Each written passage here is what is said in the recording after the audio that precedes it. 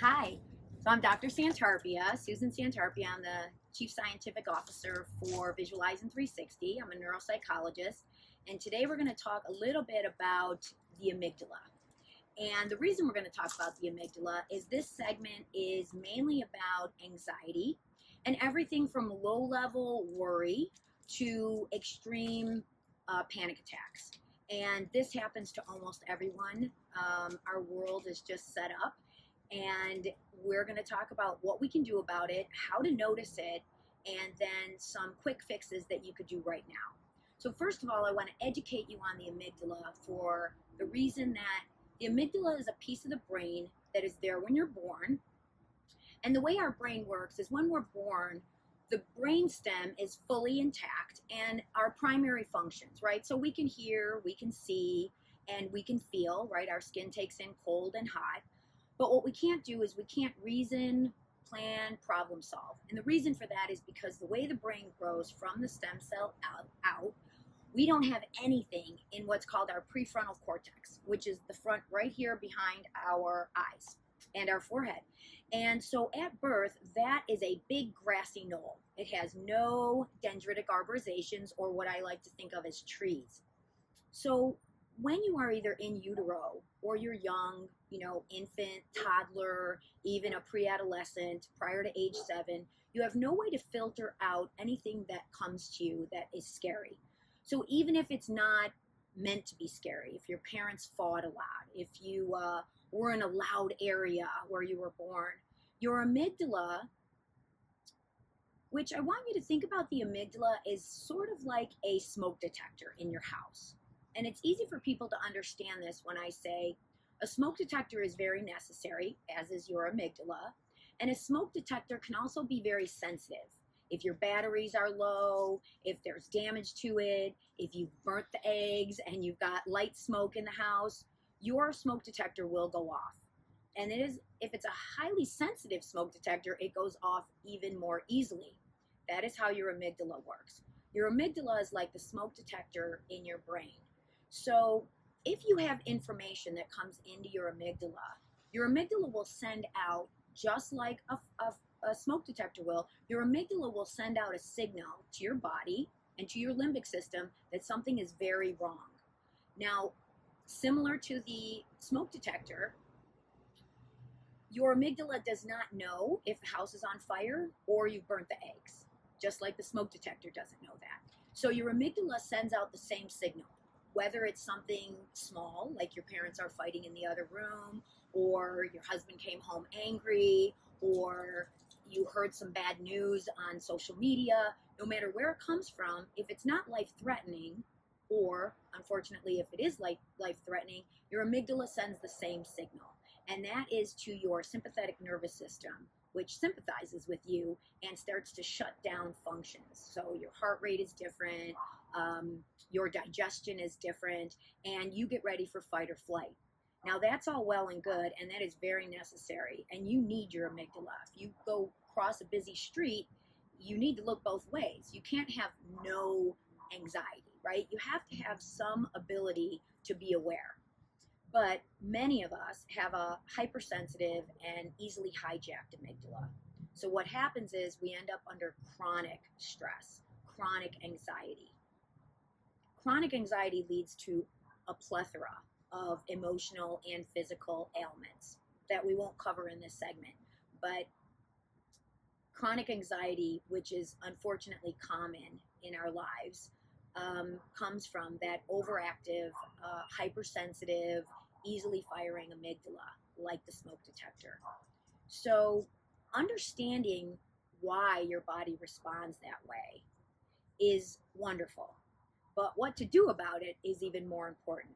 Now, that prefrontal cortex that I spoke about comes about age 7 to 12. We start to build little saplings in the prefrontal cortex. And eventually, into our early 20s, between 21 and 23, we have a full-fledged forage where we can actually reason and problem solve. So when your amygdala sounds off and starts to activate your limbic system, you can reason with that. You can say, "Oh, it's a ambulance going down the street. It's nothing for me to worry about."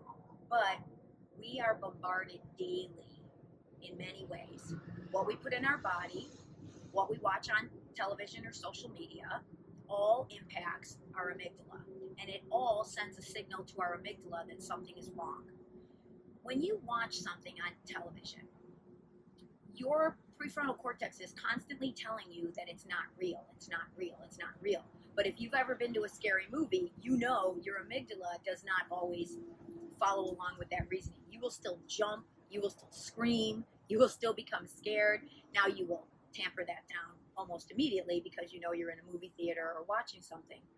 But when you scroll through social media or you watch the news, your amygdala is taking in everyone else's anxiety.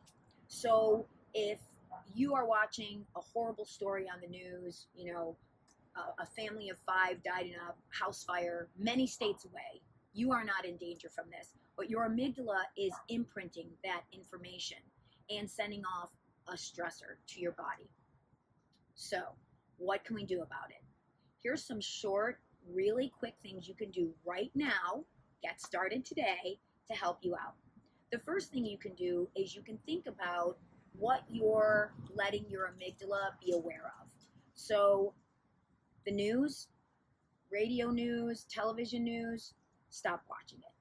I know everyone always says to me, if I stop watching the news, I will be ill-informed. I can tell you I haven't watched a news segment on purpose and in its entirety for over 5 years, maybe more, and I still know what's going on. You will get the information.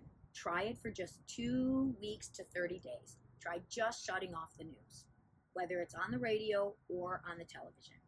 Second thing I would like you to do is look through your social media with a very different lens. Look at your social media through the lens of your amygdala. If you scroll through your social media and you notice that there's people in your life, your old high school friend, or you have signed up for something that ends up inundating you with negativity. If your friend or someone you know is constantly negative, or everyone's woes are on there, snooze them for 30 days. Just go through your social media with a critical lens and snooze anyone that is not putting up something positive for you. The next thing I'd like you to try is think about what goes in your body. There are certain things that you put in your body that will actually activate the amygdala and sort of poke the bear of the amygdala. Caffeine is number one. I know everybody loves their morning cup of coffee, and I'm not telling you to give it up completely, but I want you to think about how much caffeine. Some people don't even realize how much caffeine is in iced tea or hot tea, energy drinks. Try just going 2 weeks without caffeine. Now, if you have more than 3 cups a day, you will get a caffeine headache, so I don't suggest you do that completely, but at least cut down drastically. Caffeine is an excitatory drug, and it helps the amygdala excite the body. Second thing you're going to look for is cortisol. One of your main purposes or instigators, I should say, of cortisol is dairy. Right now, dairy has a lot of cortisol because it's a stress hormone. Unless the cow that you're getting your milk from lives in your backyard, is very happy, and you're literally milking it for every glass you have, then your milk's probably okay. But if you're buying your dairy in the grocery store, like most of us are, your dairy cows are probably nonstop pregnant, the baby's taking away, and the cow is constantly in stress. Those stress hormones are cortisol, they go right into the dairy. So your milk, cheese, yogurt, ice cream, try to go dairy-free or non-dairy, plant-based, for 30 days. The last thing you can try is you can try some over-the-counter natural supplements such as L-theanine, ashwagandha, magnesium, and vitamin D. Of course, check with your doctor for any of your levels, but most of these are over-the-counter and won't hurt you in the levels suggested. Try to get a good dispensary or a good, clean product, nothing with a lot of chemicals in it. So that should take you through the short tips. Understanding your amygdala, make friends with your amygdala, don't be mad at your amygdala, it's there for a good reason, but there are some things you could do right now today. There's also some long-term, people dealing with trauma, and all of us have had some trauma in our life, and epigenetics gives us even more trauma. That's for a whole nother section on understanding epigenetics and trauma. But reach out to VISUALIZEin360. Go to our website, VISUALIZEin360.com, sign up for the newsletter, And if you need one-on-one information, or you're dealing with more stress than just your average low-level anxiety, reach out to us. We're here to help.